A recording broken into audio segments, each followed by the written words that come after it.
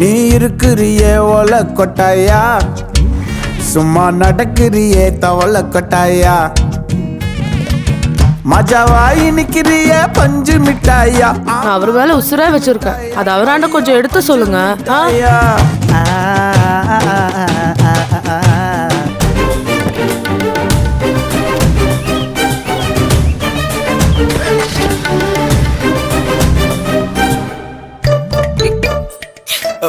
ஏங்க என்னங்க நீங்களும் உங்க அம்மாவும் எதுக்குங்க ஒரே மாதிரி கலர் புடவை கட்டிருக்கீங்க? இது நல்ல கதையா இருக்கே. நாங்க சும்மா எதர்ச்சியா கட்டிக்கிட்டோம். நீங்க சரியா பார்க்காம அம்மாவை போய் கட்டி பிடிக்க போயிட்டீங்க. நான் மட்டும் கத்தலன்னு வைங்க, இந்நேரம் உங்க கதை கந்தலா இருக்கும். ஏங்க ஏங்க தப்புங்க, அப்படிலாம் சொல்லாதீங்க. யாருக்காச்சும் வெளியே கேட்டுற போதுங்க. இருந்தாலும் நீங்க பண்ணது கொஞ்சம் ஓவர் தாங்க. யாரா இருந்தாலும் பட்ட பகல்ல மொட்டை மாடியில இப்படி எல்லாம் பண்ணுவாங்களா? ஏன் ஏன் ஏன் வரக்கூடாது? என் பொண்டாட்டியை கட்டி பிடிக்கிறதுக்கு ராத்திரி பகல்னு கணக்கு இருக்குதா என்ன? எனக்கு எப்ப தோணுதோ அப்ப நான் கட்டி பிடிப்பேன், முத்தம் கொடுப்பேன். என்ன யாரு கேட்க முடியும்? வேண்டாம், ரொம்ப தப்பு. காலையில என்ன ரொமான்ஸ் மூட்ல போலான்னு பாக்குறீங்களா? ஒழுங்கா சாப்பிட்டுட்டு வேலைக்கு போற வழிய பாருங்க. முடியாது வேலு, சொன்னா கேளுங்க. முடியாது, சொன்னா கேளுங்க. இல்ல என்னங்க, உங்களை இன்னைக்கு கட்டி பிடிக்காம விட மாட்டேன்.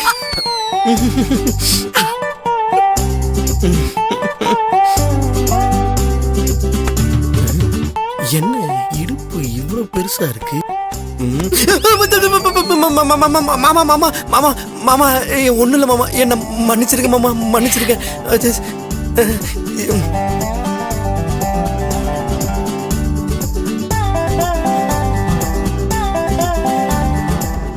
என்ன மாப்ள, என்ன போய் கட்டி பிடிச்சுக்கிட்டு? அது ஒண்ணு இல்ல மாமா, நானும் செல்வியும் ஓடி பிடிச்சு விளையாடிக்கிட்டு இருந்தோம். நீங்க திடீர்னு உள்ள வந்துட்டீங்க, அதான் மன்னிச்சிருங்க மாமா. என்ன மாப்ள, ஓடி பிடிச்சு விளையாடுற வயசா இது? சரி, சாப்பாடு ரெடி, வாங்க போய் சாப்பிடலாம். மாமா ஒரு நிமிஷம். என்ன மாப்ள? என்ன என்ன மன்னிச்சிருங்க மாமா. இதுல என்ன மாப்ள இருக்கு? கட்டி பிடிச்சதுக்கு யாராவது மன்னிப்பு கேட்பாங்களா? வாங்க மாப்ள சாப்பிடலாம். அது இல்ல மாமா. என்ன மாப்ள சொல்லுங்க. அன்னைக்கு நீங்க என்ன சொல்ல வரீங்கன்னு கூட கேட்காம, உங்க மனசையும் புரிஞ்சுக்காம அறிவு கட்டத்தனமா கை நீட்டிட்ட. அது எதுவும் மனசுல வச்சுக்காம என்கிட்ட இவ்வளவு இயல்பா நடந்துக்கிறீங்க. இது எது வேற யாராவது உங்க இடத்துல இருந்திருந்தா இதே மாதிரி என்ன மன்னிச்சு ஏத்துட்டு இருந்திருப்பாங்களான்னு எனக்கு தெரியாது. உண்மையிலே உங்களுக்கு ரொம்ப பெரிய மனசு மாமா. இல்ல மாப்ள, அன்னைக்கு நீங்க என்ன கை நீட்டினது கூட எனக்கு பெருசா தெரியல. என் பொண்ணு மனசை புரிஞ்சுக்காம அவளை நீங்க கண்களுங்க வச்சதான் எனக்கு கஷ்டமா இருந்தது. எப்ப நீங்க என் பொண்ணை புரிஞ்சுக்கிட்டு அவ கூட சந்தோஷமா வாழ ஆரம்பிச்சிட்டீங்கன்னு தெரிய வந்ததோ, அப்பவே மனசுல இருந்த வலி காயம் எல்லாமே போயிடுச்சு. என் பொண்ணு சந்தோஷமா இருந்தா எனக்கு அதுவே போதும். சாப்பாடு ரெடியா இருக்குமா? கூட்டிட்டு வா.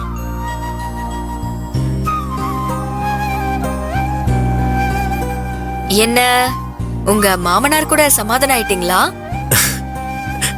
உண்மையிலே உங்க அப்பா மாதிரி பெத்த பொண்ணு மேல இவ்வளவு அன்பு வச்சிருக்கிறவங்கள இப்பதான் பாக்குறேன். சரி, வாங்க போய் சாப்பிடலாம். என்ன? இல்ல, 2 தடவை மிஸ் ஆயிடுச்சு. நான் பாவம் இல்ல. உங்களுக்கு வேணா எனக்கு வேணாம், ஒரே ஒரு தடவை இறுக்கி அணைச்சு ஒரு உம்மா கொடுத்துட்டு ஓடிடுறேன். அட பாவி, அந்த நினைப்பு இன்னும் இருக்கா? அதெல்லாம் முடியாது. ஏற்கனவே 2 தடவை சொதப்பிட்டீங்க. இப்ப திரும்பவும் யாராவது வந்தா அவ்வளவுதான். பகல் இப்படி ரொமான்ஸ் பண்ணணும்னு நினைக்க கூடாது. வாங்க சாப்பிடலாம்.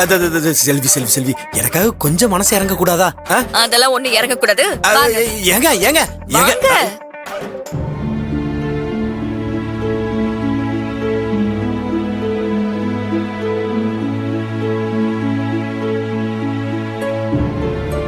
ஏ பக்கடா, என்னாச்சு உனக்கு?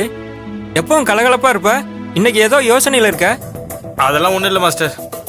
நீங்க அந்த கிச்சன் ரெடி பண்ணீங்கன்னா அதுக்கப்புறம் அதுல வடைய போடணும். கொஞ்சம் சீக்கிரமா அதை ரெடி பண்ணுங்க. சரி சரி.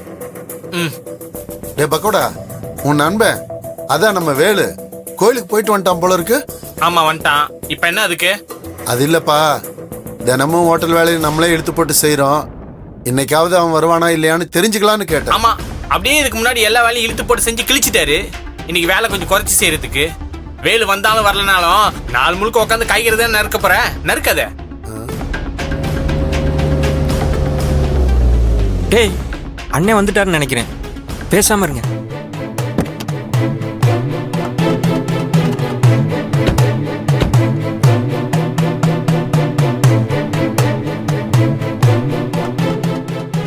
அண்ணே ஏய், வாங்கண்ணே. உன்னை யார் உள்ள விட்டது? உன்கிட்ட இவரு அன்னைக்கு வீட்ல நடக்கிறத வெளியில சொல்லக்கூடாதுன்னு அவ்ளோ சொல்லி அனுப்பியும் அத நீ கொஞ்சம் கூட மதிக்காம நல்லா போய் கோழி மூட்டி விட்டுட்டு வீட்டுக்குள்ள பெரிய பிரச்சனையை உருவாக்கிட்டு இன்னைக்கு எதுவுமே தெரியாத மாதிரி ஹோட்டலுக்கு வந்திருக்கியா? என்னங்க, முதல்ல இவனை இங்க இருந்து போக சொல்லுங்க. இவனை பார்த்தாலே எனக்கு பத்திக்கிட்டு வருது. கீர்த்தி விடு.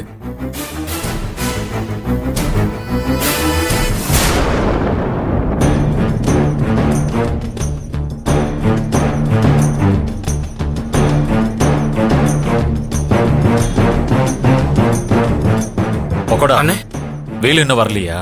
இல்லண்ணே, இன்னும் வரல. அண்ணே நான் வேணா ஃபோன் பண்ணி பார்க்கட்டானே? ஏய், அதெல்லாம் ஒண்ணு வேணாம். நீ போய் வேலையை பாரு. சரிண்ணே.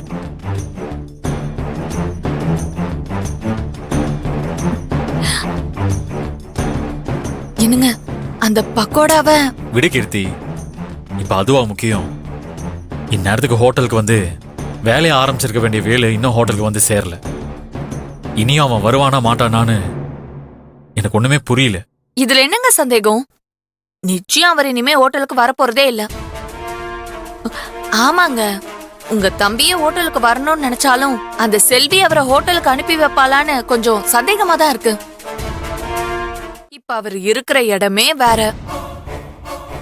இந்நேரத்துக்கு அவருக்கு மாமனார் வீட்டுல பெரிய ராஜ மரியாதையே கொடுத்து அவருக்கு கை காலெல்லாம் அமுக்கி விட்டு ஒரே அடியா அவங்க கைக்குள்ள வைக்கிற வேலையெல்லாம் பாத்துட்டு இருப்பாங்க.